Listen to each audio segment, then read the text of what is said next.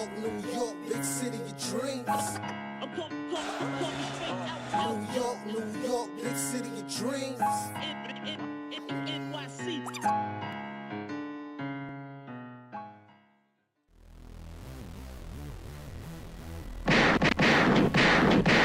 What's going on? This is Jay Ellis from the Knick of Time Show. Here to give you that Knicks talk just in the nick of time. And the Knicks beat the Bucks, stopping a 3-game losing skid, 122 to 109. And it was a huge deal because the Cavs just blew 26-point lead to the Clippers the other day, which means we leapfrogged in front of the Cavs for a big win. So let's get to it, man. There was contributions everywhere. It wasn't just Jaylen Brunson like we used to. We had it from everywhere. Josh Hart gave you 7 points, 9 rebounds, and 9 assists.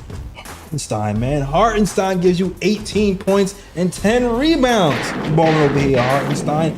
Donte's Inferno lights it up. Gives you 26 points and 3 assists on the night with 8 threes. Let's get it. All right. And then you already know Bojan gives you 15 points, giving you some big minutes as well. And big shot Jaylen Brunson gives you 43 points, 8 rebounds, and 6 assists. No, 8 assists and 6 rebounds. And then you have Mitchell Robinson, who has some huge minutes and gives you 3 blocks. And then the Knicks overcame a big free throw deficit from the Bucks, 32 to 22 advantage Bucks. And even though we were down 11 at halftime, the Knicks persevered, holding the Bucks to 24 points in the third and fourth quarter to win. And it's a big win. We're going to talk about it all, the good, the bad, the ugly, but a lot of good today because it's a win. So let's talk about it. Before we talk about it, let me introduce you to my guys, all right? First of all, it's the man, the myth, the legend, the guy with the stats and the facts. Ryan G's in the building. Big win by the Knicks tonight. And I think what's most significant about this win is the fact that the Knicks are now in 4th place and they're over the Cavaliers, the leapfrog the Cavaliers, Magic they're tied with, Bucks they're 1 game behind, and the major thing is that the Magic and the Bucks face each other twice to end the season. So, you know, the Knicks as long as the Knicks win, they should be able to get either the 2 or the 3 seed, especially with the Magic and Bucks having to go against each other because one team has to win, one team has to lose. So that's a great point. That is a great point. I like it. I like it. And of course, you already know it is the Latin assassin, Lee Escobedo. We outside, Lee Escobedo. We outside, baby. Oh. It's time to take the bum out of Bumdonovich's name. My man, Bodie, baby. Yeah. Listen, sometimes it takes those older guys, myself included, a little bit of time to warm up. Give a little patience, you know. Maybe I was too harsh throwing the bum word around. Happy to sign the apology form.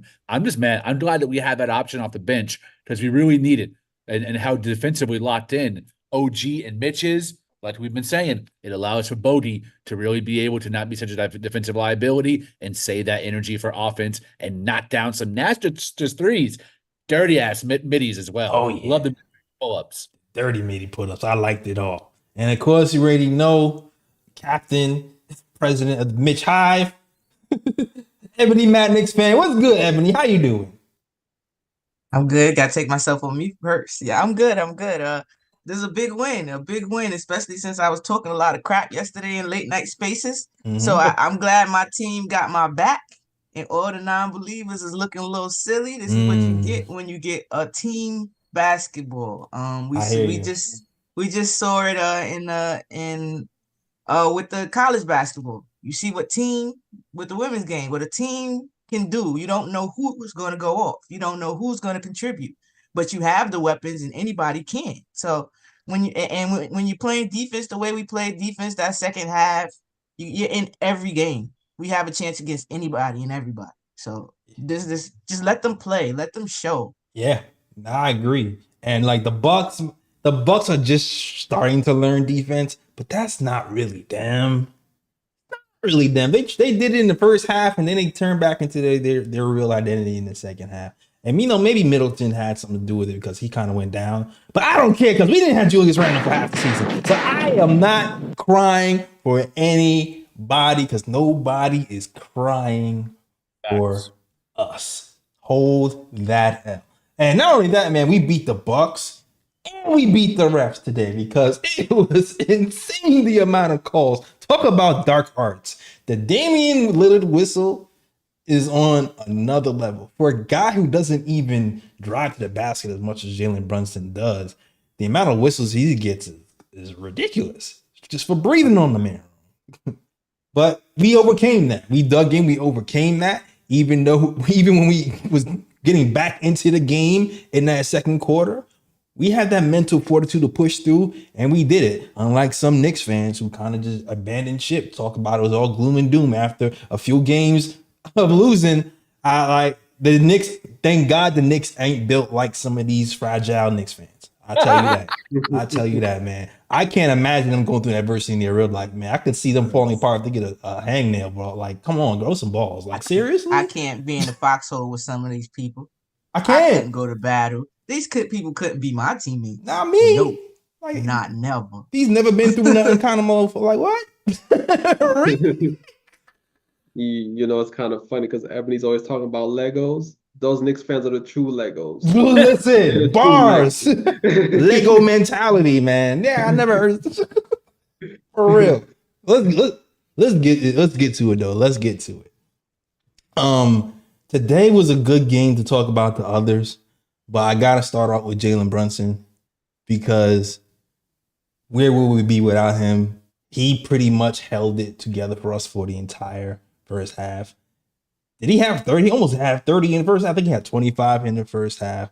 When we were struggling to score, I saw a graphic. It was like Jaylen Brunson shooting, 60%, and everybody else was shooting 30. He was doing it all mid-range and ones. They even took away and one. Got Damian Lillard off skates, and then nobody else was contributing. So you got to tip your hat off to Jaylen Brunson, who had another masterful game in that first half. But not only that, the second half, when we were trying to figure out where else we're going to get points from, once again, the Hartenstein pick and roll at the foul line, splitting the double teams, pocket pass to Hartenstein, floater. We spammed that move like 600 times today, and you looking up, and Hartenstein has 18 points and 10 rebounds. Again, Hartenstein is you talk about the growth of the team in Hartenstein and the sign of a good team and a good coach and good development. Jaylen Brunson's got better this season. Deuce McBride's got better this season. Hartenstein's got better this season. DiVincenzo's gotten better this season. Our whole team has pretty much grown from the start of the season until now. And the scoring output that we're seeing from Hartenstein right now, it was much needed, and it helped propel us in that second half to give Jaylen Brunson another option to pass to who can actually hit shots. So I want to start out talking about that. See, go ahead, Lee. Yeah, Jay Ellis mentioned it. We were actually having a conversation about those small to small screens last game, and Jay Ellis hit the nail on the head when he said Hartenstein's the key to unlocking that and diversifying the offense so it's not so predictable. Tonight we saw that in full swing. I'm okay with paying, and Ebony said this as well, Mitch and Hart together equaling the contract of Rudy Gobert, because those two centers, they give you double the minutes and double the skill set. Hart is the statement. Hart is significantly better on offense than Mitchell Robinson, but Mitchell Robinson is significantly better guarding the perimeter than Isaiah Hartenstein. His ability to come out there and only hold Brook Lopez to 8 shots, to me, containing Lopez is a key to beating the Bucks. Because you know what you're going to get from your big three. Lopez is a key figure, more so than Bobby Portis or Pat Connaughton or Beasley. Is his ability to stretch defense from being a floor spacing 5. He could be really deadly, and he's Defensive Player of the Year candidate on the block. So having two centers who can counter everything he brings and stretch out all 48 minutes with elite center play, that is a extreme luxury we have. And my hat's off to Tom Thibodeau for maximizing that to full efficiency and making the right adjustments in the second half. Tibbs coaching his ass off. Absolutely. I'm pretty sure Ebony wants to jump in because he's having that center talk. I sent it. I told you I don't know what this is called, y'all. Y'all see this little two-headed monster toy here? What's this? The excavator? I don't know. I'm not sure. But this is our center. It's just like two weapons, like just constant pressure. Just this is a beautiful thing to watch. You know, you see Hart come in there with his floaters and set the tone because he was playing really soft that first half. He was. So he I guess he felt that too. And he adjusted. He came out real aggressive, real, on both ends. And then when you take him out, you're like, all right, we got to break from we got to break from it now. Nope. Then you get Mitch, and he's shutting down paints and making people shoot 3-pointers that shouldn't be shooting 3-pointers and things of that nature. So this is a team. Like, I don't know how you cannot love this team. It's just so much to watch. And like I had mentioned before about the bogey minutes, you see what Mitch affords Bogey. It's allowed to get him to get in rhythm, and also he allows him space because they don't want to unattach from Mitch, scared of either the lob or him get in position. You know, a lot of times these players get they fight against Mitch for a position before the ball goes up. You know, trying to position themselves to have before the ball even goes up because they know how good of a rebound he is. Yeah, you talking about boxing out, yeah. Yeah. So his rebounding helps and defense helps Bogey because that pull up he did when he did it was a pick. It was a first Mitch set the pick, then he rolled, then they did like the little X pick curl move or whatever. Yeah, when they snaked the screen to seal your man off behind you. Yes, yeah. and then Bogey was able to pull up in the midi with a great look because the help didn't help because they were worried about Mitch. And he had enough space to pull up and take his time. So you see that chemistry right there, it works. And then on the defensive end, that lineup with him and McBride, and they even had OG in there for a minute. That lineup. Woo! Locked up. Woo! They won't let me out. When Mitch blocked Giannis back to back on. Oh my God! And then there was another time when Bojan missed the rotation. And then Mitch came and saved the day with a block on Connaughton to save the layup that turned into another like a fast break. That was a huge play. That was momentum swinging play. Mitch and even the Hartenstein diving on the floor in the fourth quarter to tip it out to Bojan. Big. Mitch too. Yeah. And Mitch died on the floor with Dame Lillard to try to jump ball. That was a travel. That was a travel. Big play. He traveled. He went from his knees to his butt. That's a travel. You travel. No Diddy. Ooh. Really, really good center play today especially in that second half. Mm-hmm. Yeah, that Bogey. I'm telling you, the 5 straight points I think Bogey had. Those was big. Mm-hmm. He had a 3-pointer right before that mid range. Those were big buckets. And normally our non-Brunson minutes are a struggle. Today it was not. I agree. Not a struggle. I agree. What you thinking, Ryan? What you think about the non-Brunson minutes, Bogey, Mitch? Yeah, first half, I didn't like the way the Knicks came out in the first quarter. I felt like they were playing a bit too like one-on-one. You know, not much man movement, not much ball movement.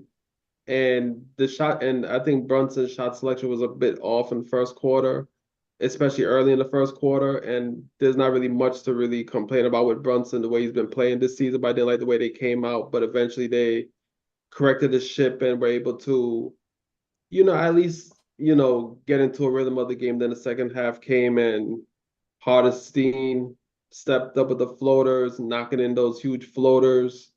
I already said there's 3 shots I trust the most, and Hartenstein's floaters are one of them. It seems like every time he goes up with a floater, it's water. Mm-hmm. He rarely misses it, and I felt like the Knicks on offense moved the ball around a bit more and got others involved. And instead of the Bucks focusing a whole lot on Brunson, they had to worry about other players as well on offense. And I think that kind of opened up the floor a bit for the Knicks. So when they started to double Brunson in the fourth quarter, Brunson was able to break was able to I guess break them easily and, get past out the double team, and then other guys got involved and hit some big shots. Bogey with a big three, I think put the Knicks up by 10 in the fourth quarter, and then Donte DiVincenzo with some clutch threes towards the end of the game as well, especially when the shot clock was running down and he had nowhere else to go and just threw it up and hit that big three. So I mean, it's a major win for the Knicks. They definitely needed this. And it's kind of funny because, basketball, it's not just a sport based on talent, but it's also a sport based on mentality as well. And you have to remember, before the overtime win they had against the Bucks, I think it was Christmas. Before that, I think the Knicks lost 8 straight to the Bucks, and they couldn't beat this team. And then they had that big win over the Bucks during Christmas, and that was even before the OG trade. So that's before the team that they have today. And now they got this other one against the Bucks as well, and you can see that the tide is turning against this team, and that should give the Knicks confidence going into the playoffs if they have to face this team in the playoffs, that they can beat these guys. And I just thought it was a big win. The Knicks need to step up to the plate. Cavaliers they've fallen off right now. The Cavaliers. The Magic are playing well, but like I said, Magic and Bucks have 2 games where they have to face each other towards the end of the season. And if the Knicks win their games, like I said, one of them have to lose. They both can't win. So one of them's going to drop down, and the Knicks can sneak into that 2-3 spot, which is ideal, for them to be. And yeah, the Knicks Birdman hands. came up big when they needed it. Birdman hands. Yeah. Nah, really great points by Ryan G about the tide turning between the Knicks and the Bucks, especially considering, like the NBA tried to screw us and have us play the Bucks 5 times, but it seems like they screwed the Bucks instead, and they lost twice because we figured you out in the last. We figured you out the last game, like we did. We kind of figured them out the last game. He's like, oh, you really can't guard guards, huh? We just gonna blitz you with Jaylen Brunson until you force you to double, then we can kick it out. And by the time we got to the second half of the season, I feel like we're starting to really figure out how to play off Brunson even more. And the Bojan minutes were really big to me because this is one of those rare games where he finished and he played so well that he played in the fourth quarter. And sometimes you're like, no, maybe we don't play Josh here. Maybe we play Bojan here. Like, this is one of those games where this fourth quarter was significant to me because we were able to play Brunson off ball for longer stretches, even in the fourth quarter. Right now, Jaylen Brunson is leading the league in usage. And the fourth quarter, we had a time where Bojan got to create, and there was also times where Donte DiVincenzo got to have the ball in his hand. And I remember talking about earlier, like, man, maybe we should go somewhere else and give him a breather. Having Donte kind of lean into like playing some point guard minutes in the fourth quarters might do well for us conserving Jaylen Brunson's energy, especially when he has it going like he did in the second half where he's a flamethrower and they're like doubling Brunson and just leaving Donte at 3. Like, you're not going to be able to do that all game. So it gives him the confidence. So I like the way, I like the development that's happening late in this season where we're still kind of tinkering stuff. You know what I mean? Like, okay, Bojan in the fourth, Donte ball handling. I like it. I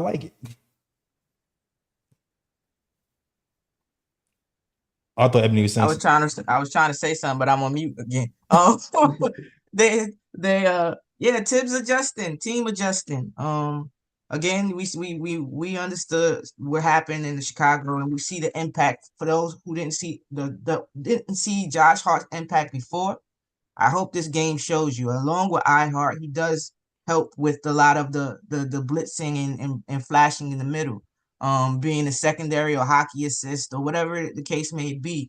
But they were adjusting. I saw the guard to guard pick again, with with Bogey sometimes, but it was a shooter that did the pick in the second half a lot to help. So they knew it was like, all right, we're gonna let you double us, but when we roll, that roller is going to be Donte. That roller is going to be Bogey. That roller is going to be Deuce. So they always had. That was an adjustment for Tibbs, just not using Josh Hart in that role either. But he had put the shooters to help kind of give us some spacing and things of that nature. Yeah, so we're still adjusting. We're still learning how to play with each other. And for once, one of my big things about Tibbs was him not being invited to Rap City, the basement. You know that. Right. And I mean, the and freestyle, exactly. For guys who he don't trying really to like that analogy. freestyle. Yeah, he trying to freestyle a little bit now. He's playing to his player strengths. Leaning to his player strengths, combining it with his system and their strength, and I appreciate. I hope that continues because yeah, we did. It was a tale of two halves. The first half, even on defense, we were very late rotation wise. I felt like people were coming up on the picks and nobody would slide for the roller. So it was Giannis and Brook Lopez got a couple like alley oops, things like that because of it. And then we both were shooting terrible from 3-point. I knew Yeah, that it was somebody bad. had to shoot better. Both were shooting 28%, I believe. The same exact number. I wrote it down because I thought that was crazy. Yeah, 4 for 14. Both of us were 4 for 14. The same exact number. Yeah, it was the foul shooting, man. The foul Yeah. shooting or the foul drawing was really the big difference. And Dame had as many free throws as we had as a team. It's in that first ridiculous. half. It's ridiculous.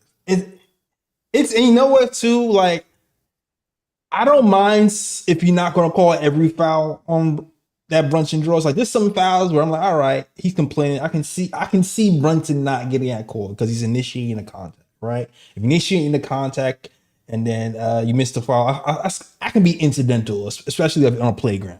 But then if you're gonna call it that way on one end, you can't then call little ticky tack fouls on the other end when Brunson's getting forearmed in the face, or Mitch, Damian's initiating contact on Mitch, and then just flails his arms, and now it's a foul on Mitch. Like, you can't have it be uneven, is what I'm saying. If I'm the players, I'm confused. I'm super confused because I was singing that song. It's cool when they do it. It's a problem when I do it. That's how I felt. Because they really did.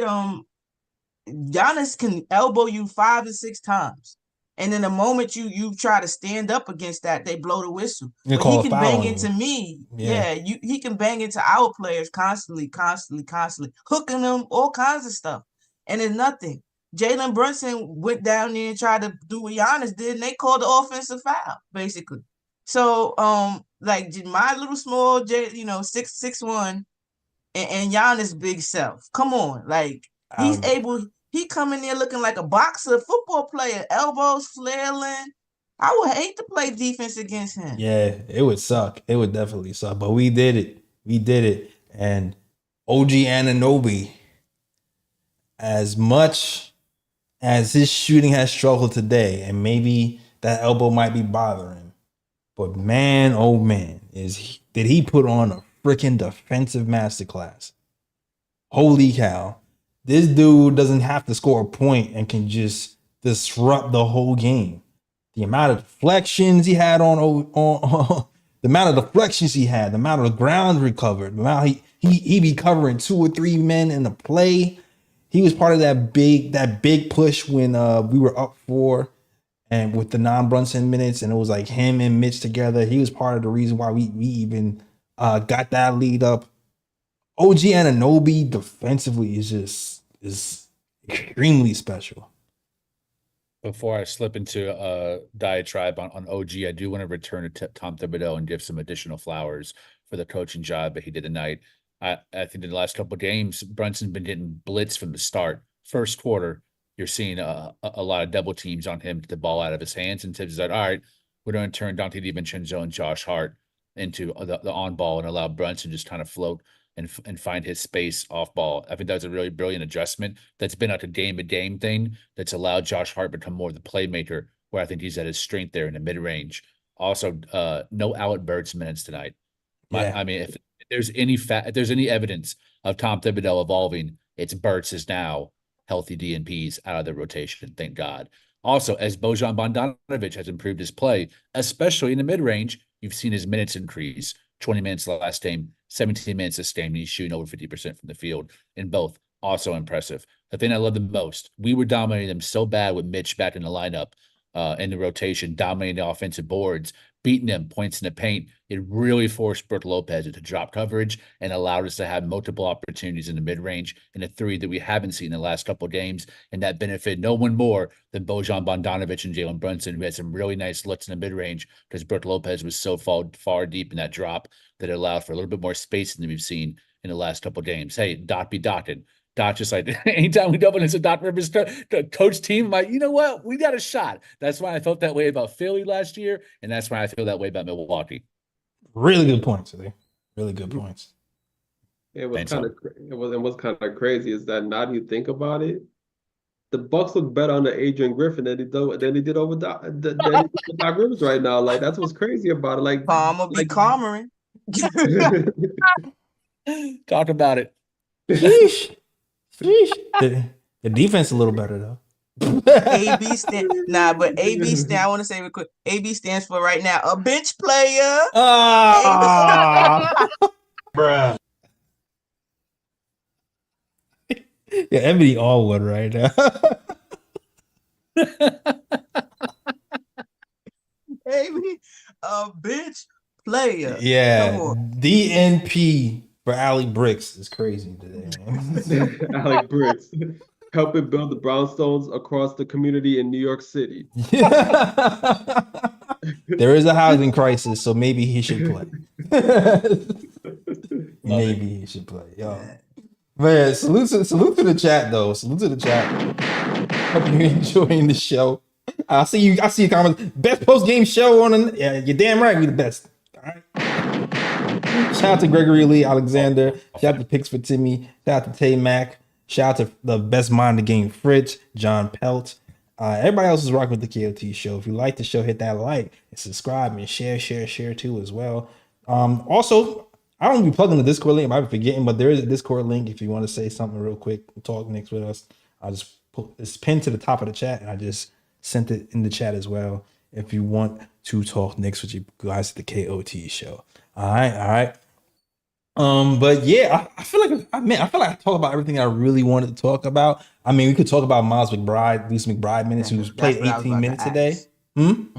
I said that's what I was about to ask you. What about Deuce? I thought he was very timely today. Yeah, it's funny. He can go unnoticed because he didn't play as many minutes as he usually plays, and I think it had a lot to do with the length of the Bucks. Kind of forced Tibbs to play bigger. But when he did play, he played a significant role. One thing that keeps standing out to me about Deuce is the confidence level is just sky high. To the confidence to see, hey, I have a mismatch. Bobby Portis can't hold me one-on-one, so I'm going to dribble into a step back three when the game is like semi-tight. Huge shot, huge cojones for Deuce to take that. Also, the finishing at the rim has grown tremendously. There was a time where he would go to the rim. I felt like he didn't have a plan. He didn't know how to use his body. He didn't know whether to use a floater, when to go off the glass. He would get blocked a lot going to the rim. Crucial parts of the game, he's going amongst the trees and shooting a floater and drops it in. So, and he really showed the confidence and like just the reps. You could tell the reps are kind of clicking in, and he's doing it in big moments. So I really like the Deuce minutes. So even though he didn't play a lot of minutes, he was super efficient in the minutes he did play. And of course, he's going to bring the Deuce defense like he does, because I think he also had a lot of crucial steals in that fourth quarter as well, if I'm not mistaken. Like he picked off like a pass. He was looking. There was one pass. I'm like, oh, he just flashed back to his football days. There was this one pass where the Bucks try to throw like a fast break, and he jumps in the air and catches it with two hands and comes down and initiates the fast break on the other end. That stood out to me. I think he had another steal where he got into the pass lane and started a fast break. Deuce did his thing. Three. Yeah, he had a big 3 too. That kind of helped with Brunson when they was doubling him. So he helped out in punishing the Bucks for doubling Brunson. Yeah, he was very timely today. He did what he had to do when he was out there. Yeah. Jay, there was a moment. I'm so glad you brought that up. It's his confidence, I think, is driving this boost. If he would have been more confident last year, as he was in the G League, we could have seen this jump last year. I don't think there was a sense of he had to add more things in the summer. I think it was all about his confidence mentally and in game, big game minutes. The play for me was a fourth quarter when Dame kind of disrupted his dribble and knocked the ball out of his hands. And those moments, the last 2 years, Deuce would have been like, as soon as he recovered, pass it off. Because he's saying, okay, this guy is ball hawking me. I'm unable to pass to him with my dribble or step. Let me give it off. He was like, hell no. Corral the dribble, beat him off a dribble, be another defender off the dribble. And the whole time you can see him watching the defense and the game slowing down where he's making decisions. Do I pull up here for the midi? No, I have that first step on Brook Lopez. Cut to the basket, lay it in, got it. I was like, damn, my boy confidence is sky high just in time. Nah, I agree. If there's anything that I feel like he did improve, it might be his handle. Everything else, like I've seen him do it in the G League. I've seen him do in the summer league. Like that same mid-range floater, he's been doing that forever. You know, I remember in the summer league, he was hitting 3-point shots at a high clip in summer league and G League. So so I think it's the confidence for sure. The confidence. And then just the handle to get around the floor more. I think is the biggest thing. But the shot making and stuff, like I feel like he's always had that in him. So I'm really glad to see that from Deuce.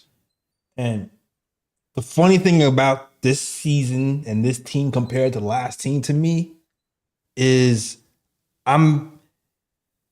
there's more weapons if you double Brunson now. I feel like there are more release fouls if we double Brunson now. I feel like our biggest problem last season was when Brunson is doubled, where do you go? Like, who's going to be able to step up? Like, now we have to do this during the playoffs. We have to rely on somebody who hasn't done it in the playoffs before. But I still feel like for this season, you can see like Deuce can hit the three. Donte can definitely hit the three. You also have OG Anunoby. Hopefully that elbow gets back to normal so he can start hitting three as well. Then you have Bojan. I feel like there's more release valves now in the playoffs where they're not going to be. There might be games where they can blitz Brunson, but I feel like there might be more times than not where we can figure out how to break those blitzes or run Brunson off of screens. I feel like there's more options this season than last season, even with Randall gone for now. If Randall's back with this, it's crazy. But I think it's crazy how the teams double him, blitz him. I felt what Chicago did is probably the best route. Just playing one-on-one, that way your help defense is there and you stay home with the others. Again, one person will you can't beat you, won't beat you. So I found it really crazy that they are blitzing him in the amount as they are, the amount of times they are. I thought Chicago's method was a little bit more effective because if he doesn't facilitate off the get-go, people can freeze out the game, stuff of that nature. Yeah, exactly. That's why, I think what makes Boston so dangerous is they can just switch. Like those switching teams. I feel like the Hawks probably did that to us too, like the new Hawks, not the old Hawks. Like the teams where we have to play switches are probably the teams that we're going to have the most problems with. But all these other teams, though, are food to me. All the other teams are food. For sure. For sure. All right. Yeah, I just wanted to add, Beasley made a reference to last year's team compared to this year's team. And yeah, the main issue with last year's team was shooting. If the Knicks had shooting against the Miami Heat, they would have won that series. The reason why Miami won that series was because Knicks couldn't get no 3-point shots, and then you had Brunson doing everything on offense, and he was getting no help from anybody else. Everybody else was thinking up the joint. But now you have guys that can actually shoot the rock, and what that does is it creates more spacing. So yeah, if they do decide to blitz Brunson, there's more spacing because the defense has to account for shooters on the floor. So if you bring the double towards Brunson and you pass it off to say a Josh Hart or somebody like that and allow them to go off the dribble and facilitate, you put the defense in a compromising situation and the defense has to make decisions. Yeah. last year, the defense didn't have to make any damn decisions. They just double Brunson, and after that, they just locked up in the paint because they don't nobody else can shoot the three. So they're like, you know what? Point. Take my It's chances. either you're gonna shoot that three and brick, or you're gonna drive it to the paint and there's a wall of players, and you're not gonna get no shot either. But now it's like, Yeah. well, damn, we have to guard the three because Donte can shoot, McBride can shoot, OG can shoot, so we can't really leave them. Then all of a sudden, what does that do? It leaves wide open lanes, and then you could just pass the ball to double team and do whatever the hell you want to do. It's pick your poison. So, yeah, this team has way more weapons, and this team can definitely pretty much, put themselves in a position where they can make a deep playoff run if they just put everything together. Facts. We got a lot collectively. Another brilliant Ryan G monologue. Let's go. Let's go. Anything else you want to mention? The only thing I also can't remember, adjustment I can't remember that I didn't mention is the Donte defense on Dame. I felt like one of the biggest differences defensively was Donte was like, I am not going to rear contest, pause, as hard as I was before. Because I felt Dame was doing that. I'm going to just seek the contact behind me and get the foul. And then he was seeking that all second half, and Donte jumped out the way and wasn't there. And he wasn't getting those free throws as much as he was in that first half. I felt like that was a big adjustment tactically by Donte. I wanted to talk about Donte real quick. Oh, yeah, for sure. Yeah, Donte was big. He was big in the non-Brunson minutes. He was big in the fourth quarter. What do you have? 12 to 15 points in the fourth quarter alone. Yeah. Yeah, that's big, and they were huge buckets. I think it was a possession where he had two back-to-back three-pointers, kind of gave us like a 14-point lead. I think it was like our biggest lead of the game to give us some cushion. So I thought he played a great game. I thought he was, did his thing, play make a little bit, running the point. We got to see point Donte today. And I just love the growth of this team. It's instant heart. We know what you're getting with the Villanova. Never quit. They're not quitting. It's a fact. And you see that. You see that with Donte. They don't back down. Their names don't mean anything to them. And I love that. Yeah. That stare down three at the top of the key over Portis was huge. And even the decisions, he kind of looked off OG. There was a play where he looked off OG in the corner. He did.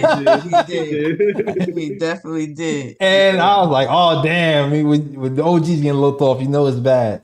I was like, you got to make it. If you're going to look off OG in the corner, you got to make it. And he made it. I think that was the second three he made in the row that you're referring to. But the confidence, just the confidence of him to be able to do that, have 8 threes again, obliterating the 3-point record. No one's even counting anymore. That record might be all but done now. He on his Steph for real right now. That's a fact. Steph, every time he step on the court, he breaking his record. So. Every year. So yeah, huge game by Donte. I think he had the highest plus minus on the team at plus 15, which is something is telling considering how Brunson had 43 points. It means you really had an impact on the game for sure. Brunson plus 11, by the way, second highest plus minus on the team. He did. I like that the pick and roll with him and Brunson. I like that a lot. It helps both of them because Donte likes to shoot on the move anyway off that and he has that quick release and it'll make like you mentioned it you all the time you want to make the defensive think you want to make them think.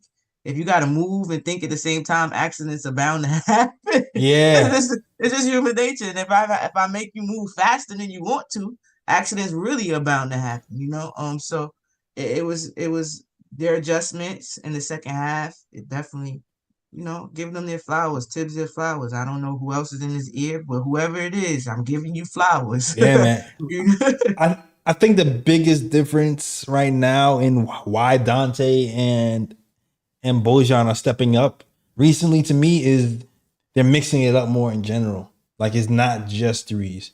Donte is mixing up, going to the hole more, getting the floater more, and sometimes just getting to the paint and kicking it out. I think he's not overly reliant, even though he still took 11 threes. But but he's still like, I feel like he's still mixing up even more, and especially Bojan, who I feel like most of the games now he fakes that three, gets to the foul line and pulls up, and that's been like his pet move as of recent. Yeah, I forgot about Aim. I brought him to the party though. Here go Aim Lillard. I brought him to the party. The traffic code, bruh. Love it. Aim. Damn. Yo, Brunson did a move and spit that baby. Did y'all see that in the fourth quarter? He had Damian Lillard. He did like a little whole little Cinderella move and a spin. Yeah. So yeah, it said go Liberty too, but to just go serve this part. This is Dame for that now. Oh man, Dame. Aim Lillard. We hope if you see y'all in the playoffs, good luck to y'all. Y'all gonna need it, all right, bruh. All right, yo. Anything else? Or you gonna get to these bros? I think I'm good. Huh? I'm not scared of Milwaukee. That's the facts. I haven't been scared of Milwaukee though, and why I wasn't is what's showing right now. Nah, like after the last win, and then we got OG. I was like, okay, I'm good. I felt more comfortable with the Milwaukee after we got OG. Like, but we need OG. Milwaukee. Like, yeah, definitely. Yes, yeah, definitely. He makes a big difference. I would just say, as of right now, the only team that scares me in the East is the Celtics, and the only reason the Celtics scare me is because we don't have Julius Randle. That's why. That's the only reason why. Any other team in the East, they're food to the Knicks. I agree. Mm-hmm. Especially these weak-minded Cavs. Like, to me, even with the Cavs, what happened here? I'm split. Lee kind of. Even with the Cavs, like, if we just get Mitch back to being Mitch, the Cavs would be food too. The Cavs would be food. Like, I still feel like we beat the Cavs now. I feel like he'll be closer without Mitch being the way he was. Because even the last game when we played the Cavs, even though we won that game, their bigs kind of impact. Dominated us a little bit with Hartenstein. But then when Mitch is in there, they don't play that. Like, it's not that. No, I'm not really worried about most teams. You know, the Celtics is one team that you go, yeah, definitely. But with the Celtics, I think their biggest battle is themselves. Can you come through in the clutch, or do you fade away again? Right.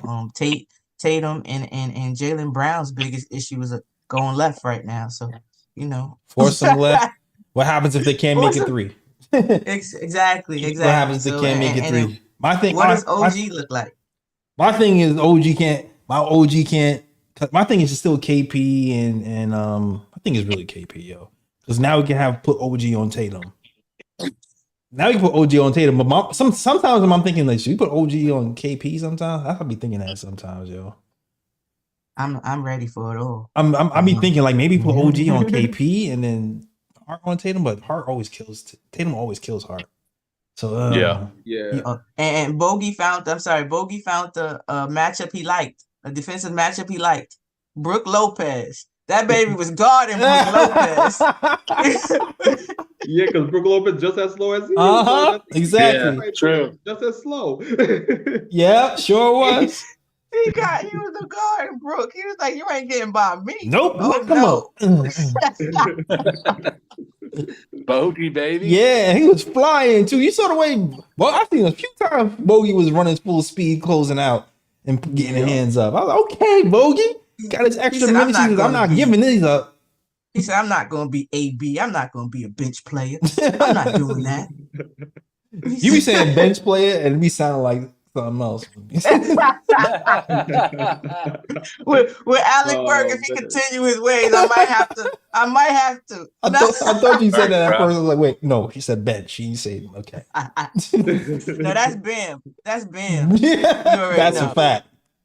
We'll just say Bam. If I mean that, I'm just gonna call somebody Bam. That's the initials for it. Exactly. All right. Oh, wait. Before we go to the bro picks, I got a question. the kind of was a little bit telling for me when Doc waved the white flag. It's kind of That was weird. Yeah, that was really what is the Bucks' health like? Like it's almost like he's scared to leave him out a little bit too long. Like, all right, like we would have to push, we would have to do a certain kind of energy to get back into this game. And I'm not sure my players are ready for that. Or should I, gamble with them right now and then can't have them for the playoffs type of vibes. That's what that kind of felt like for me. Yeah, So maybe the Bucks' health right now is not as all as it seems. Yeah, it was kind of funny because, since I'm not living in New York at the moment, I had to watch the game on NBA TV, and the NBA TV had the Bucks, the Bucks announcers doing the game because it was in Milwaukee. And I have to big up the Bucks announcers. They're not bad to listen to. They're largely unbiased when they call the game. So I could actually listen to them as the game was going on. Some teams you listen to their broadcast like you can't even listen to them because they're so biased towards their team, and it's like, now you got to just mute it and just watch the game. But basically what they were saying is that Giannis is suffering with hamstring problems at the moment, and so they're watching that, and they want him to be healthy going into the playoffs. So that might be part of it. Dame Lillard was injured. Dame Lillard just came back like a game ago, I think. So Dame Lillard's also suffering through injuries as well. And they also showed like a post-game conference. I think it was the last game they played where Doc is like, he's just trying to monitor everybody and just making sure everybody is healthy going into the playoffs. So yeah, the Bucks are going through some injury issues right now. And maybe that's why he pulled them with like a minute to go and up by 10. Because I'm like, a 10-point lead is not really a huge lead where it's like you're pulling your players out of the game. You know what I mean? So and they was going on a run. They just hit like 2 threes in a row. That was, I mean, when you look at their minutes though, like they played 38 minutes apiece, and Giannis is supposed to be on a minutes restriction. They said Dame had a hip. He's going through hip problems right now, so their health is a concern. It seems like for them internally already. That might be a worry in the back of their mind. That's what I got out of him pulling them. That maybe the health ain't it's not, they're not as healthy as they leading people to believe. Maybe the competitiveness took over because for somebody who is trying to watch their minutes, to have Giannis play 38 minutes when this first came back, like if Tibbs did that, woo, Knicks should have him on fire. You should have played the other than that analysis. Y'all would have killed him. You know what's crazy though? Because I watch other teams and there are some coaches that leave their players out for huge minutes. Like the other day I was watching OKC. I think the coach played Shai Gilgeous-Alexander 40 plus minutes. And Shai Gilgeous-Alexander played 2 full quarters in that game. And I'm like, if that was Thibs, I was like, if that was Thibs, they would be calling for Thibs' head saying that he played players too many minutes. And I'm watching the game with OKC and Shai Gilgeous-Alexander's out there for 40 plus minutes in a game, and I don't hear OKC fans complaining about him getting too much playing time. And again, I watched the Celtics like the other day. Jason Tatum played 43 minutes in a damn game. And I don't hear Celtics fans talking about, Mazzulla's playing Jason Tatum too many damn minutes. Why doesn't he take Jason Tatum out the game and make him get some rest? But no, if it was Thibs, Thibs plays this guy too many damn minutes. Call for Thibs' head. And I'm like, there's a Thibs Jr. in this league, and his name is Nick Nurse. Yeah. Nick Nurse, who's another one. And I'm just like, like a lot of people just keep on following these same stupid narratives from the past. And it's like, do you watch other teams and see what other coaches do to their players? But no, because Thibs has but since Thibs has a damn reputation of playing players big minutes in the past with the Chicago Bulls, all of a sudden we're gonna carry that shit to 2024 when other coaches doing the same thing with their players. Like, come on now, let's be objective here for a second. Like, not everything is Thibs. Like, other coaches be doing the same stuff. That's a great point. And I think two of the reasons why that perception is so persistent now, 20 years after the fact, well, not 20, 10 years after the fact. One is because Derrick Rose tore his ACL playing a lot of minutes. I think that correlation will always haunt Tibbs, that he's somehow responsible or culpable in his strain on Derrick Rose's body playing over extended minutes in games where you were either up by a lot or down by a lot, and it was unnecessary for him to be out there. Whether that's Tibbs' fault or not, there's arguments on both sides, but I think that correlation is very important, understanding why that narrative consists. And the other one is, you're right, Shai Gilgeous-Alexander or Jason Tatum might play 40 minutes. Tibbs might be the only guy who plays a Deuce McBride or Josh Hart 42 minutes. Like having a role player that plays 2 quarters straight, I think Tibbs and Nick Nurse might be the only 2 guys in the NBA who would do something like that. Yeah. I think it depends on the situation though, right? Because it's like Josh Hart's playing all those minutes because Julius Randle and OG Anunoby were injured. So you're looking down the bench and you go, okay, well, who's going to play? I know some Knicks fans will like play Charlie Brown and Jeffries. But I don't. Do you want to make the playoffs? Like, you know, do you want to be a playing team? And shoot, half the time them babies is injured. There's the most injured non-playing players I've ever seen. You ever look at the injury report? Dwayne Washington, Charlie Brown. That's his name, right? They always on that injury list. Like, what are you doing? Like, you get beat up in practice? What's going on? And the funniest thing about it is that if Thibs actually had his full complement of players, he wouldn't be playing anybody 40+ minutes. That's the funny thing. Yeah.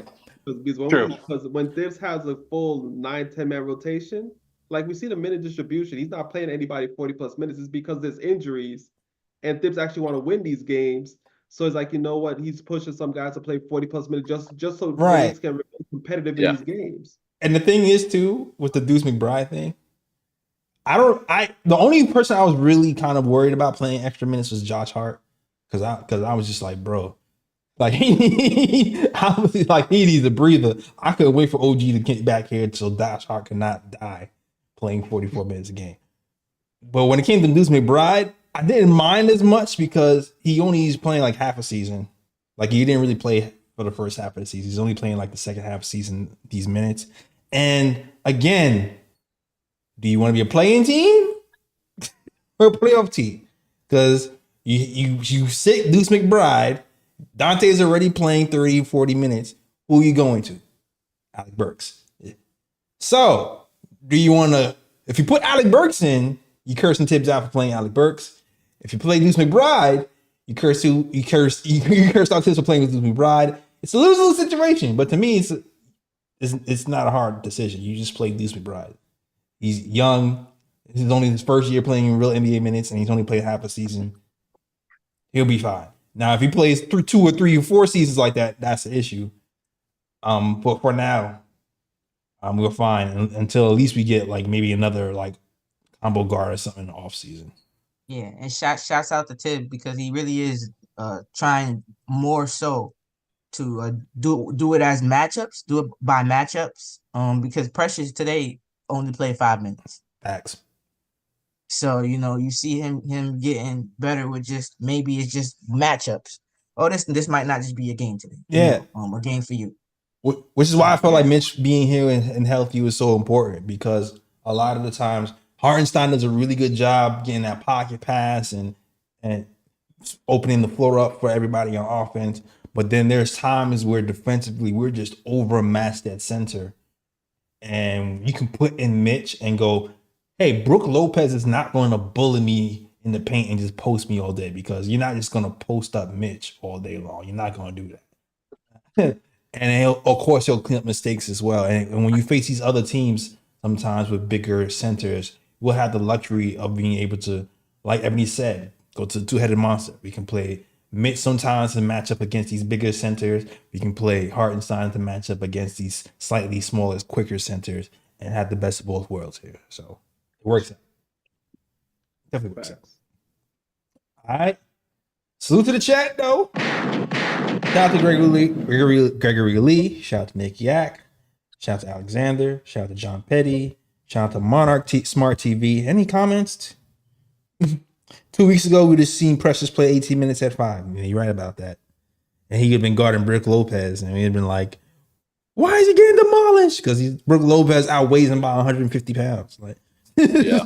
he's not like he's not like a center. He's not like a real center. All right. Yeah, This must have been the first.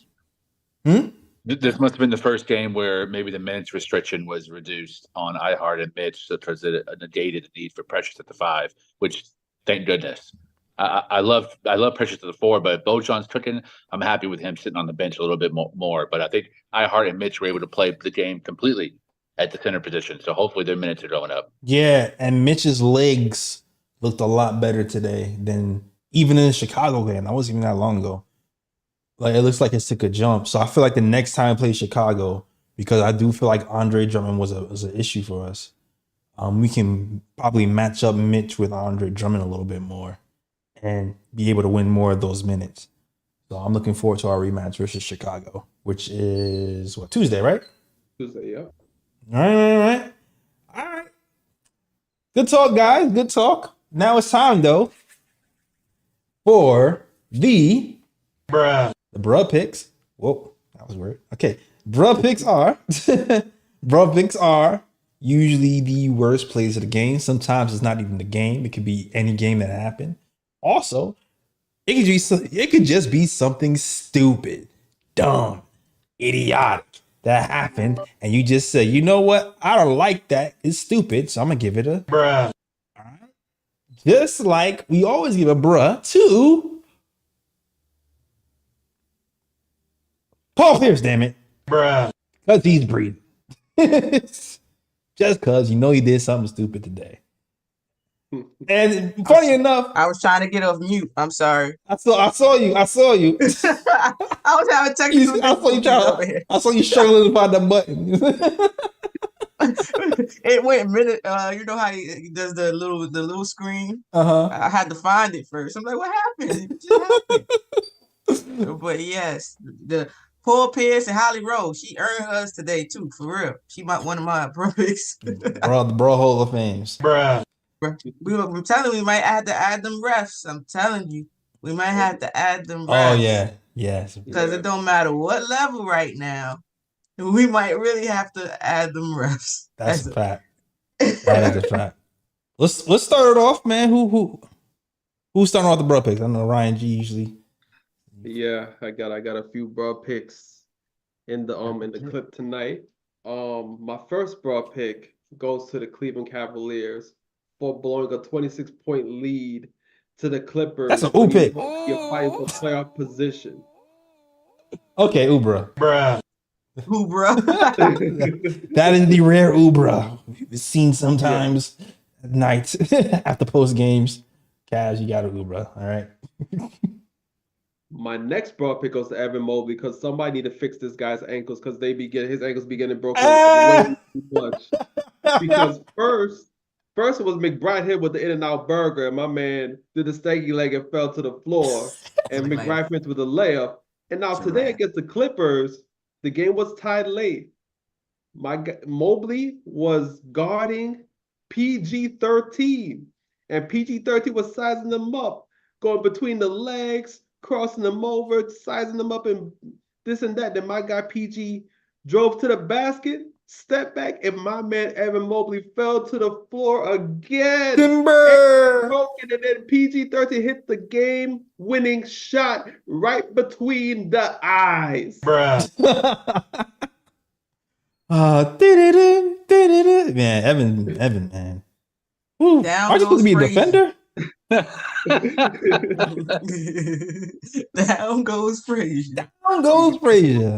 For a defender, he spends a lot of time on the floor. That's crazy. He was looking like a baby giraffe trying to walk sometimes. Yeah, man. Definitely baby deer energy. Facts. My next bro pick, and this is a rare one. He rarely gets a bro pick because he's such a great player in the NBA, but he's getting a bro pick today. Steph Curry. Because there was a play against the Mavericks where my guy took Gafford off the dribble. He was dribbling with his left.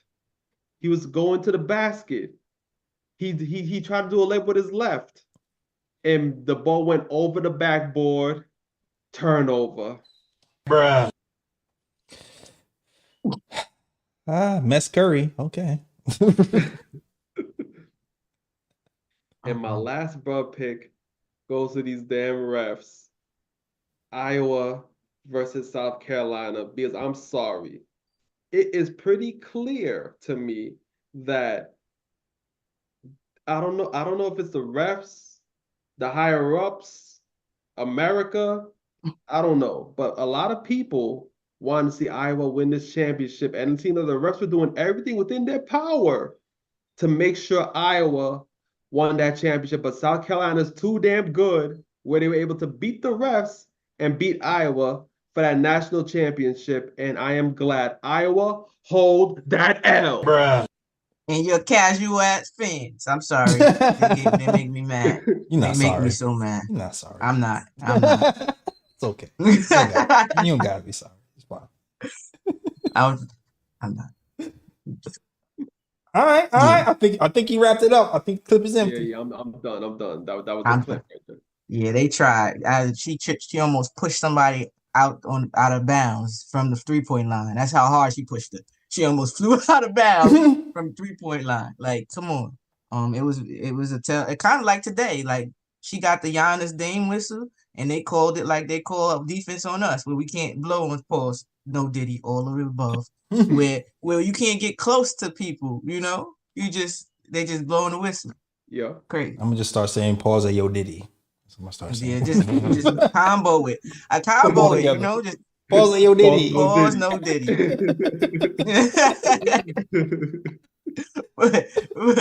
but I got some bro picks. I got some clink. I got it. First, I told you one of our norms. She earned it today. She earned it every day, I'm pretty sure. Of Holly Rowe. When you're interviewing somebody, you let them talk, please.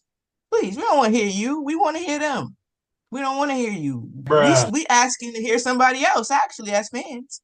You might be out, we're asking for the Andre Carters to be in that position anyway, but I digress.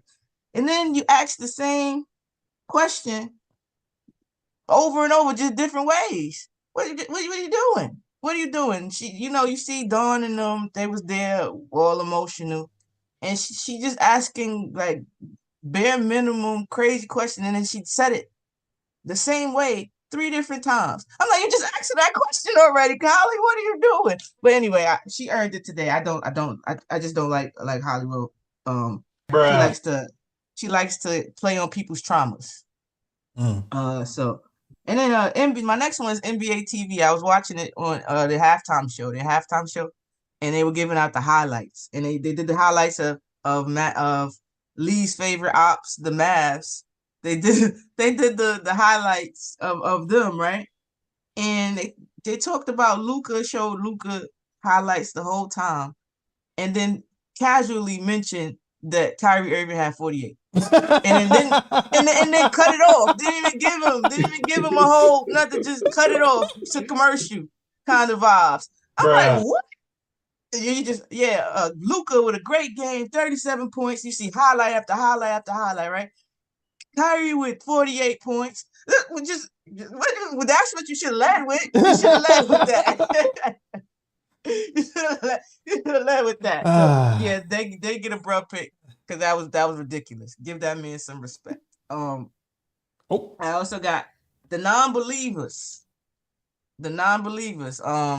All those people who can. I get having reactions. You could feel, mad, sad, whatever at first. But to just say it's over, I can never accept that. Bruh. You don't fold in sports, y'all. You don't fold somebody's name. You make them prove that they're that person. They have to show me that you that good. I'm not gonna say, "Oh, I heard you was good. Let me lay down for it." You know what I'm saying? No. And those who were very loud about it, still talking about, even in the first half, I seen a comment on social media. You're dumb if you think we getting out the second round and this and this and this and this. Those kind of tweets get me mad because you're not a know-it-all. What crystal ball do you have? You get what I'm saying? Can I see? Can I see it? What crystal ball, Mr. Cleo's? What crystal ball? Yeah, I agree. Let it play out, yo. I can't. These people who, like I said in the beginning, man, these people who never been through anything, never first face no damn adversity, or they just like to crumble. They can't get past. They crumble when the first side of a hangnail. I can't rock with those type of people, man. I need killers. I need dogs. I need guys, people who are strong mentally. These people who quit at the first sign of anything, it's just, I can't believe it. Like I'm glad our team mentally is not built like those people, because you had to give. This team has missed 3 starters for most of the season, and we're still close to 50 wins, and you're quitting on them with games to play. Like, that's what? That's disrespectful to the players that are playing, first of all, right? Super disrespectful. Because they give it their all. They're not going to quit. They didn't say, "Oh man, Julius Randle's out, it's over, our season's over." That I guarantee that didn't cross their mind. They say, "Dag, my brother's hurt, we gotta play for him." I'm pretty sure it's something along those lines. Absolutely. Yeah. This team is built on next man up mentality. Like, that's in our DNA. Luis McBride wasn't even in the lineup, and he's been averaging 20, 19. Yeah. Like, what are you talking about? And Gregory Lee asks, "Are we still in the Eastern Conference?" I need to know. I know, right? You need to ask the crystal ball, but mine says I think we have not a lot collectively. You get what I'm saying? Like the fact that at any moment somebody else, a bogey, can do what he did today. You know, Donte can give you 26. You understand? Then Deuce can come and give you what he gives you, and they doing it on both ends. And then yes, OG struggled offensively, but defensively he locked up. He made it difficult. He made it super difficult. You understand? Mm-hmm. And if we're making it difficult for other teams, and we're struggling, at least our struggle is because we might not hit a shot or two. Their struggle is because we're locking them up. Yeah. And when you do that, you have a chance in every game. Defense wins games for real. Like, it's not a joke. That is, you play defense, you have a chance in any game. Yeah. And we have players who give you they give you the little, how you say, they do the little things great, or the dirty work. So yes, I can't score, but I'm going to find a way to impact this game. And we have multiple, like down the line of players who do that. Hart, Mitch, Josh Hart, Donte, Deuce. You get Precious. Then you got people that don't even play, like they still do the same thing. Sims. You get what I'm saying? Like it's, and collectively, if I could get 5-10 points from each of y'all, how do you guard that? It's hard. You don't. You see what happens. 122, 109. Yep. So, yeah, I'm with you. Yeah, we need better fans. I mean, if y'all still crying, then root for Toronto or something. Like you don't gotta be a Knicks fan. You gotta be a Knicks fan. And then don't come at. I respect everybody. You know, you say you get mad, you feel away, toxic. Cool. Everybody's take is your take. I don't like the takes when you try to say you're more right or you're dumb or you're stupid for feeling a certain type of way. Like, who the heck made you? Who Mr. Cleo, show it to me. Show me your crystal ball. Yeah. Who told you that? Nah, I know who told me we was going to the finals. That was spiteful. Yo, let me tell you something. Let me tell you something too. If you ever had a take publicly, there's gonna be a point in time when you're wrong about a take. Yeah. So, PSA, if you're gonna come at me for a take that I said that's wrong, you better be perfect, buddy, because my elephant memory is on point. I will roll down a Rolodex of everything you said that was wrong in your entire life. All right. So I can attest to that. He's done it to me. Exactly. I have receipts. See, so, I'm not a throw in the face kind of person. You get what I'm saying? I'm not because if I was, a lot of people would look real silly. Because I have legit pictures. I'll show y'all something. Exactly. I'll send it to y'all in the chat. So shout out to State. State came at me on Twitter. Shout out to you. You told Alex Burks. You said you wanted Alex Burks. I said when you interviewed me that I wanted Alex Burks and I was wrong. So you saying, I heard you say it. I said it myself. I'm not hiding the fact that I wanted Alex Burks, and I don't care if I was wrong. What's more important is that we are winning. So I don't mind being wrong if we are winning. I can't say the same about most of you people out there. And on top of that, I can definitely name a million takes when you were wrong, because I definitely remember when you wanted to trade Mitch, then keep him, and then trade him again 2 days ago. I remember you wanted to trade Emmanuel quickly because he had a bad preseason. All right. I remember that. I remember when you wanted Cam Reddish and you thought he was the second coming of Jesus Christ on defense. I remember that. So if you want to talk about bad takes, I remember State, you my guy, but I remember you didn't want Donte. listen. If you want to talk about bad takes and got receipts, brother, I got receipts. I got receipts. It's a lot. I got receipts too. I like that little screenshot thing, so they can't before they could delete it. Boop. I got, so I always keep that in my pocket in case somebody get out of pocket. Exactly. Exactly. So I don't mind being wrong. I say, I said on this show, damn, I might have been wrong about Alec Burks. But if you're gonna come for me hard, be prepared. Be prepared. Because I'll smile and then come at you harder. Yeah, I like my job choices have prepared me for toxic environments, so I'm with all that. all of it. And one more is the women's basketball conversation or casuals. Again, I have to, because I just had a conversation with somebody that I respect's opinion. Big, No Diddy. No. Yeah, no Ayo, Diddy. Ayo, no Diddy, pause.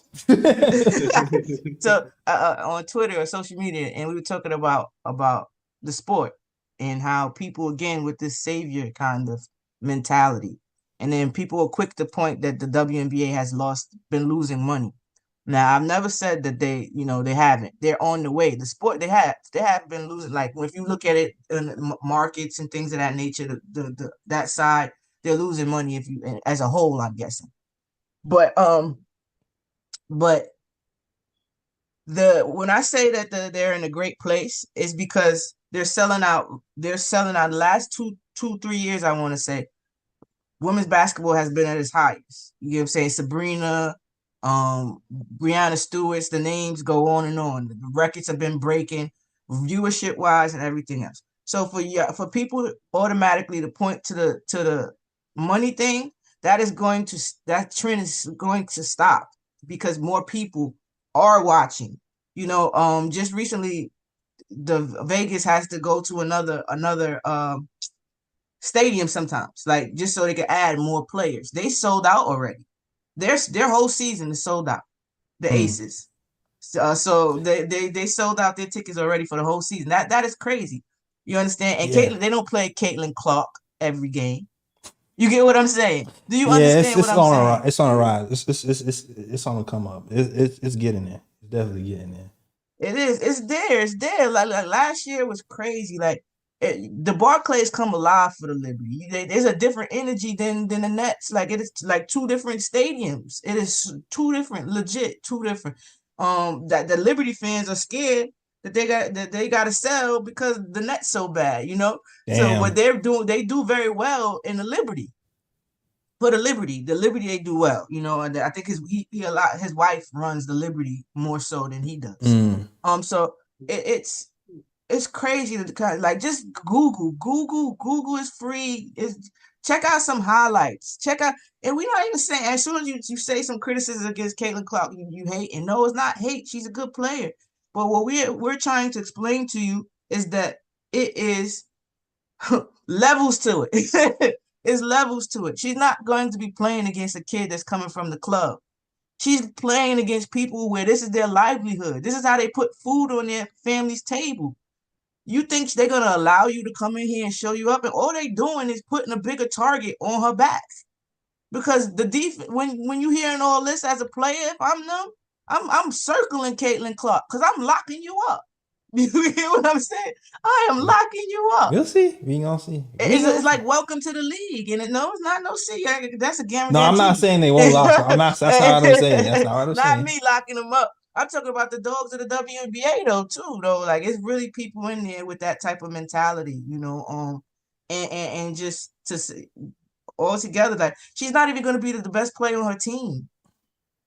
When she gets to the WNBA, her team, she's not going to be the best player on her team. She might not be the second best player, because Indiana has 2 dogs already. Aaliyah Boston and Nelisha. So it's a toss up.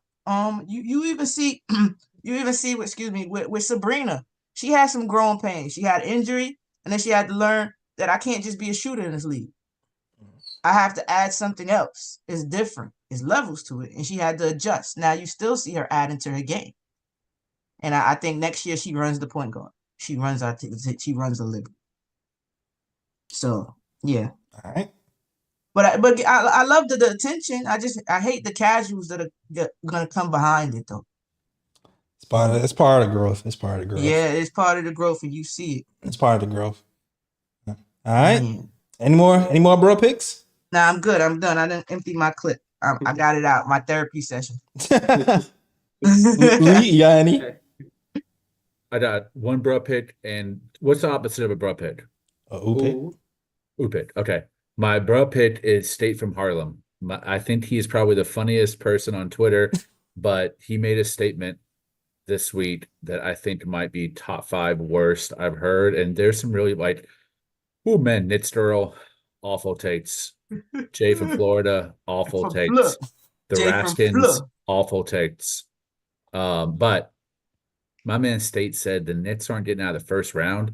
I understand being frustrated with OG and Anunoby. I am too. I think he's a Lego. I think he's injury prone. I'm very concerned about how much we're going to pay him. Also very concerned about how much we're going to be paying Julius Randle. Extremely concerned. And I'm a huge Randle fan. Tibbs makes massive mistakes. Josh Hart can have games where he looks like one of the worst players in NBA, role players, and games where he looks like the best role player in NBA when his three-point shot's not falling. All valid criticisms, all very appropriate to call out when you need to call them out. Brunson missing free throws, absolutely. Leon Rose missing on the Burks trade for sure. Cam Reddish, Obi, whatever. But not down the first round. Bro. I mean, the level of talent with the Knicks, even without Randle, to me, is significant to any of the possible matchups of Indiana or Orlando. It's food. Like, yeah, sure, it might go 6. Oh. Wait, I think we're gonna have that too, but there's an argument that we might not have a second round. The first round, that's engaging for the sake of engaging, and here I am engaging with it. So I fell for the trap. You got you. I hope you sell some more merch. I hope you put people on your space. All those would be the benefits of being dead ass wrong on this horrible ass take. That's Oopit time. Wow, I can't believe State, one of my favorite people, is my bruh, and Alex from Knit Central is one of my who's. My God, this year we squashed our beef. I went hard in the paint on this guy for like a solid season last year.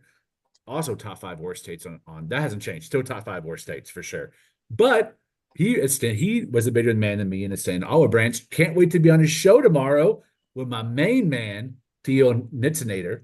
We're going to be up there causing a scene and bringing the ruckus. So my first time conversing with Alex and seeing wow. I hope the peace treaty continues when we're face to face. But I'm prepared if it's not, and I'm prepared if it is. Either way, it's going to be fun times. My last one, I want to give a major shout out to Miss Teresa Pow, who is still recovering from a health situation. Not going to get into the details, but she's back to writing. I got her Substack this week, and I must say, she might be healing physically, but the mind is still sharp. My girl, in my opinion, is the best Knicks writer, male or female, covering the team. I love the way that she speaks from the heart, and I wanted to read a short passage that she wrote in this week's newsletter to encourage people to subscribe to her, to listen to her point of view. It was also beautifully titled, "Thanks for Trying, Julius." This is a segment of the piece that she talks about Josh Hart, and I thought she captured his entire essence and qualities in one short, succinct paragraph. She said, "In most games in March, Hart played up to 48 minutes a game. He plays with the intensity of someone who is tireless and single-minded. On the offensive end, he just gets the ball in the freaking hoop. And if not, he gets a rebound and he tries again. On defensive end, he would tear down the rebound and have score on the other end before his ops knew what hit him." Beautifully said. I think the most difficult part of writing is writing with minimal words and not being too wordy. And Teresa is a great example of someone who has honed her skills to be able to say what she wants to say in the fewest words possible. Shout out Miss Teresa. Follow on Twitter. Subscribe to her Substack. Top 3 favorite people on its Twitter. Teresa Pow. All right. Good way to end it. Good way to end it. Yes. All right. Good show, guys. Good show. Shout out to people in the chat. Gregory Lee, John Petit. I think I saw Big Nick Angie here earlier. Phil was in here earlier too. Who? Phil Porter. Yo, Phil Porter was here before everything shut down. I'm on. Solar eclipse messed up the equipment, so it happens, you know. Cat Quest. It happens. It happens. We still here. But yo, thank you guys for watching, man. Enjoyed the show. Yeah. Got that win. Next game is the Bulls. Yep, on Tuesday, gotta get our lick back. Get that lick back. Get that lick back. And don't let Javonte Green go off, please. Man, hell no. Nah, Donte is not Damn. getting smoked by Devon. Oh no. Who was gone? Who was it? Was it I don't know. Was it who Josh? was. No, Josh got Josh got first quarter. ejected. Donte. No, Donte was guarding Ayo. Right, he was guarding Ayo. I don't know, but he they was all guarding whoever Green, it don't too. matter. They still both whoever's holding both of them. Well, got play cooked. defense, damn. Play defense. Got cooked. Got Got cooked. Sniper Gang. I forgot about Sniper Gang. Hold on, damn. You can't see it. Damn. Don't let me be great. That's Negan, though. You know? Walking Dead. Yeah, that's Negan. I think that's that's the sentence too. No, that's probably Mitch, because you know he's misunderstood. People hate him, love to hate him. That's definitely Mitch. That's funny. That's funny. Or Tibbs. Oh man. All right. But that's the show, guys. Thank you guys for watching. So we'll be back. We'll be back Tuesday.